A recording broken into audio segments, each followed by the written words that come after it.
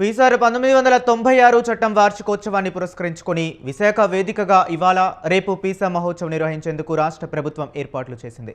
ఈ మహోత్సవకు 10 రాష్ట్రాల నుంచి 1500 మంది క్రీడాకారులు విచ్చేయనున్నారు. కబడ్డీ, ఆర్చరీ పోటీలతో పాటు గిరిజన సంస్కృతులు, సాంప్రదాయాలతో ప్రదర్శనలు ఉండనున్నాయి. ఆర్కే బీచ్ రోడ్డులో మంగళవారం ఉదయం 6 గంటలకు 10K పీసా రన్ ప్రారంభమైంది.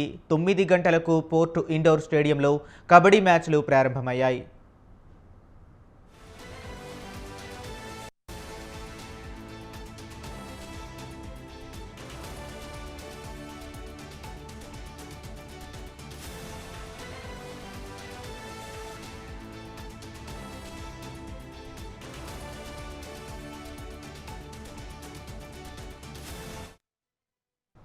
క్రికెట్ స్టేడియంలో మహిళలు, పురుషులు జట్లకు ఆర్చరీ పోటీలను అధికారులు నిర్వహించనున్నారు. మధ్యాహ్నం 2:30 నుంచి క్రీడాకారులు, అధికారులు, గిరిజన ప్రజల ఆధ్వర్యంలో డెమో క్రీడా పోటీలు జరుగుతాయి. రేపు ఉదయం 11 గంటల నుంచి స్థానిక కళావాణి స్టేడియంలో వివిధ రాష్ట్రాల సంస్కృతి, సాంప్రదాయాలను ప్రతిబింబిస్తూ సాంస్కృతిక ప్రదర్శనలు జరగనున్నాయి. 2 రోజుల పీసా మహోత్సవ్లో గిరిజనులు తయారు చేసిన వివిధ రకాల వస్తువులతో స్టాల్స్ను ఏర్పాటు చేశారు. ఇక ఇదే అంశం గురించి మరింత సమాచారాన్ని మా కరెస్పాండెంట్ సూర్యప్రకాష్ ఫోన్ లైన్లో అందిస్తారు. సూర్యప్రకాష్, చెప్పండి. విశాఖపట్నం ఆర్కే బీచ్ లో అయితే పైసా మహోత్సవం అయితే ప్రారంభమైంది.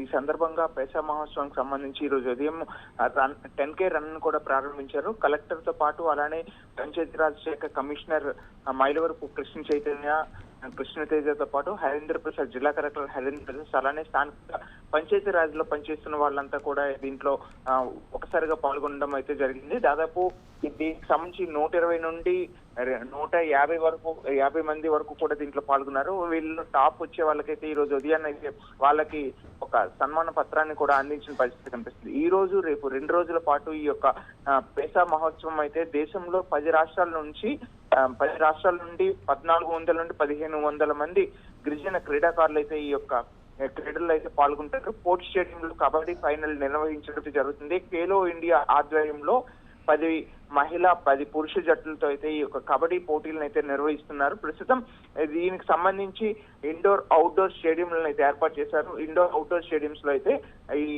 ఏదైతే ఇప్పుడు పోర్ట్ స్టేడియంలో ఉన్న స్టేడియం అయితే ఇండోర్ గా తీసుకున్నారు. అలానే ఆంధ్ర విశ్వవిద్యాలయం దగ్గర ఉన్న స్టేడియం అయితే అవుట్డోర్ స్టేడియం గా తీసుకుని ఈ యొక్క భాగస్వామి ఎవరైతే ఈ యొక్క క్రీడల్లో పాల్గొంటారో వాళ్ళతో అయితే వాళ్ళ నూతన ఉత్తేజం కలిగించి, అలానే గిరిజన గ్రామాల్లో ఉండే వాళ్ళని కూడా, గిరిజనులు కూడా మరింత చైతన్యవంతం చేయడానికి అయితే ఈ యొక్క పైసా మహోత్సవం అయితే ఉపయోగపడుతుందని అయితే ఈ అధికారులు అయితే అభిప్రాయపడుతున్నారు. ప్రధానంగా మైలవరపు కృష్ణతేజ, పంచాయతీరాజ్ శాఖ కమిషనర్, దీనికి సంబంధించి ఉప ముఖ్యమంత్రి పవన్ కళ్యాణ్ ఆధ్వర్యంలో జరుగుతున్న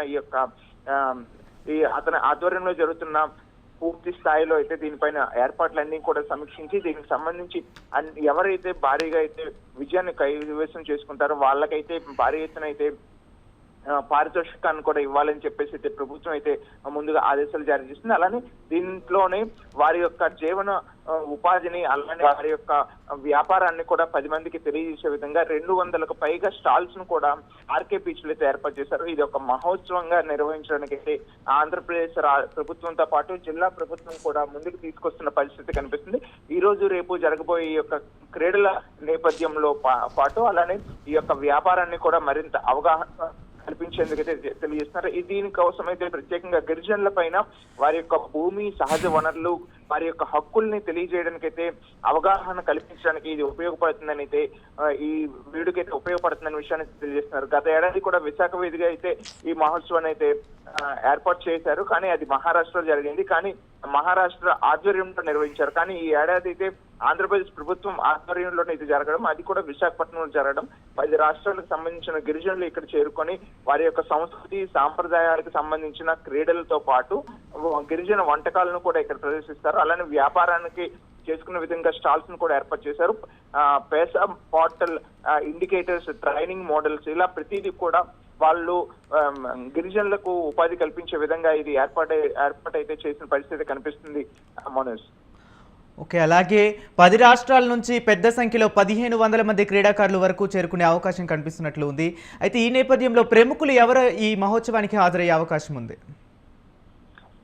ప్రధానంగా 10 రాష్ట్రాల నుండి గిరిజన తెగకు చెందిన వాళ్ళైతే 1500 మందికి పైగా అయితే ఈ యొక్క క్రీడా మహోత్సవంలో అయితే పాల్గొనడం అయితే జరుగుతుంది. దీనికి సంబంధించి ఇప్పటికే భారీ ఎత్తున అయితే ఏర్పాట్లన్నీ కూడా పూర్తి చేశారు. ప్రస్తుతం ఉన్న దీని ప్రకారంగా ఎంఎస్ఎంఈ మినిస్టర్ ఎవరైతే కొండపల్లి శ్రీనివాసరావుతో పాటు అలానే స్థానికంగా హోంమంత్రి అనిత కావచ్చు, ఇలా ఇక్కడ స్థానికంగా ఉన్న ఉత్తరాంధ్రలో ఉన్న నాయకులతో పాటు స్థానికంగా ఉన్న ఎమ్మెల్యేలు ఎమ్మెల్సీలతో పాటు అలానే ప్రధానంగా మైలవరపు కృష్ణతేజ అయితే joint secretary Panchayat Raj joint secretary Mylavarapu Mukhtar Shekhar తో పాటు అలానే రాష్ట్ర కమిషనర్ మైలవరపు కృష్ణతేజ వీళ్ళ ఆధ్వర్యంలో ఇదంతా కూడా జరుగుతున్న పరిస్థితి కనిపిస్తుంది. దీనికి సంబంధించి స్పీకర్ అయ్యన్ పాత్రుడు కూడా ఈ రోజు పాల్గొని వాళ్ళని ఉత్సాహపరిచే అవకాశం ఉంటుందని అయితే ప్రస్తుతం ఉన్న సమాచారం తెలియజేస్తుంది. కానీ ప్రస్తుతం ఇదంతా కూడాను జాయింట్ సెక్రటరీతో పాటు అలానే పంచాయతీ రాజ్ కమిషనర్ మైలవరపు కృష్ణ అధికారుల సమక్షంలోనే ఇది జరుగుతున్న పరిస్థితి కనిపిస్తుంది. మనోజ్, ఓకే, ఖేలో ఇండియా ఆధ్వర్యంలో జరుగుతున్న ఈ క్రీడల పోటీల్లో ఏ క్రీడలు నిర్వహించే అవకాశం ఉంది? ఖేలో ఇండియాలో ప్రధానంగా నిర్వహిస్తున్నది అయితే కబడ్డీ ఫైనల్స్. కబడ్డీ అనేది అయితే దీంట్లో ఎక్కువగా వీళ్ళు తీసుకున్న పరిస్థితి ఎక్కువగా ఉన్నది.